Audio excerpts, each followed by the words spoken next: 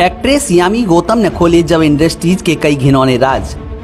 फिल्मी दुनिया की चमक धमक भी खुलासे से पड़ गई फीकी। ना चाहते हुए भी फिल्मों में काम कमाने के लिए करना पड़ रहा था ये घिनौना काम। माया नगरी की काली सच्चाई जानकर आप भी रह जाएंगे हैरान। माया नगरी मुंबई और मुंबई की फिल्म इंडस्ट्री हर किसी को अपनी तरफ आकर्षित करती है। पैसा, रुतबा और शान सब कुछ फिल्मों में काम करके इंसान कमा सकता है और इसलिए हर कोई फिल्मों में काम करने का सपना देखता है। लेकिन फिल्म इंडस्ट्रीज में एंट्री से लेकर नाम कमाने तक के लिए इंसान को किन किन हालातों से गुजरना पड़ता है, आज हम आपको बताएंगे। खासकर लड़कियों के लिए फिल्मों में काम हासिल करना कितना मुश्किल होता है और इसके लिए क्या क्या करना पड़ता है, वो जब आपको पता चलेगा तो आप हैरान रह जाएंगे।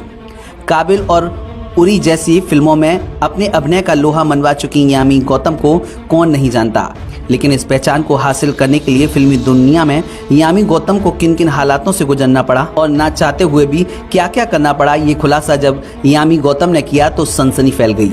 यामी गौतम ने बताया कि कैसे कैसे ऑफर दिए जाते हैं और क्या क्या करने के लिए कहा जाता है।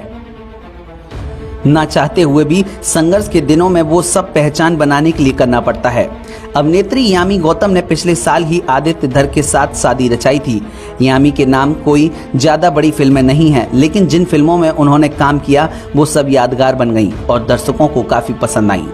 एक इंटरव्यू के दौरान जब यामी गौतम से उनके संघर्ष के दिनों के बारे में पूछा गया तो उन्होंने बताया कि जिन रोल्स को वो कभी करना नहीं चाहती थीं और जिनको ना करने का उन्होंने पढ़ लिया था, इंडस्ट्रीज के कुछ लोगों ने मजबूरी का फ़ायदा उठाकर उनसे वो भी करवाए और मजबूरी में यामी को वो रोल्स करने पड़े।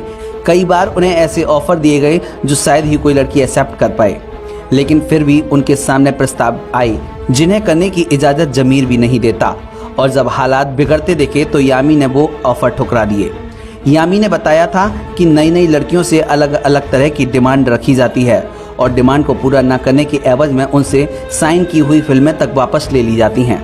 यामी ने कहा था कि करियर की शुरुआत में उन्हें भी इन सब का सामना करना पड़ा था। यामी ने बताया था कि बड़े बड़े अभिनेताओं के साथ में फिल्म दिलवाने और फिल्म में काम करने के नाम पर एक अलग तरह का ही ऑफर दिया जाता था और जो ऑफर होते थे वो आपकी अस्मत का सौदा करने के जैसे होते थे। हालांकि यामी गौतम ने ऐसे किसी भी ऑफर को स्वीकार करने से मना किया था, लेकिन फिर भी कई ऐसी लड़कियां होती हैं जो मजबूरी में ये ऑफर स्वीकार कर लेती हैं और इसके बाद भी उन्हें काम नहीं मिल पाता। फिल्म इंडस्ट्रीज का ये काला सच जब खुलकर सामने आया था तब कई तरह के सवाल यामी गौतम पर भी उठाए गए थे।